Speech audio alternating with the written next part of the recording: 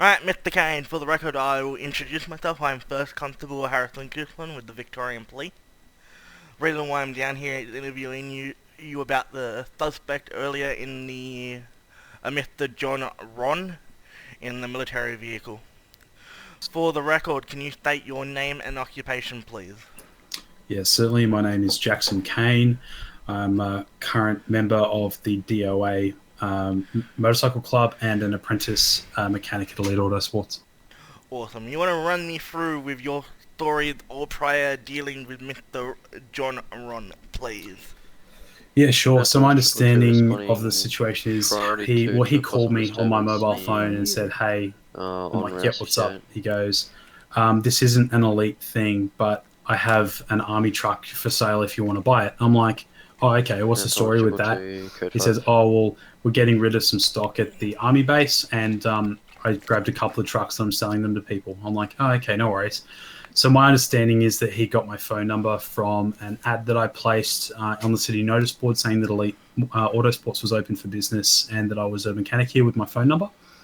So that would be how he got my number. I told him that I would have a look at the vehicle and told him to come down to Elite. So he brought the vehicle down here, at which point I called 000, left a message with 000, and yourself and the other officer showed up. Yep. Then when he showed up, the scene played out as in my previous interview. You were saying before we left that he came back here last night. You want to run me through with what happened then? Sorry, what do you mean by he came back here last night? Well, he was here last night. Oh, yeah, gotcha. So basically what happened was you and the other officer arrived first. He then arrived subsequently in the army vehicle.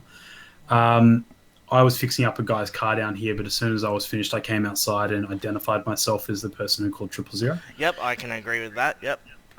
He tried to explain the situation. He reckons he was a private in the army and he was tasked directly from the chief of army, which in my opinion didn't seem plausible at all.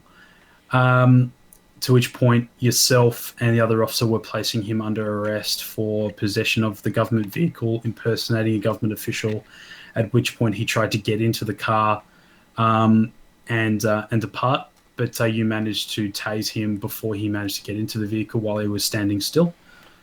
To which point, while you were trying to get the cuffs on him, he punched you. I pulled out my revolver and discharged one round, which missed him, and you managed to get the cuffs on.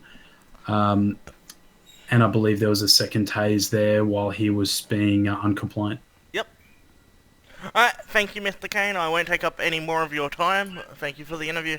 No worries. For the record, firearms license, and I do have a concealed carry permit to be able to carry my revolver. No, that's fine. I trust you. No worries. You didn't fire at us. That's more the important thing. No, I just wanted it on record that my revolver is indeed legally mandated. Yep, and for the record, I will you want to give me your ID just quickly so I can run it through the MDT, just so there's proof on the MDT? Yep, there you go.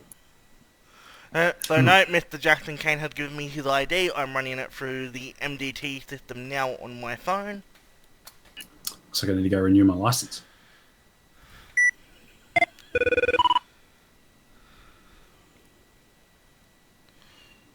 And note that I highlighted the area. So, Mr. Kane, here's your license back. I suggest you renew it. This is the end of this interview. Thank you very much.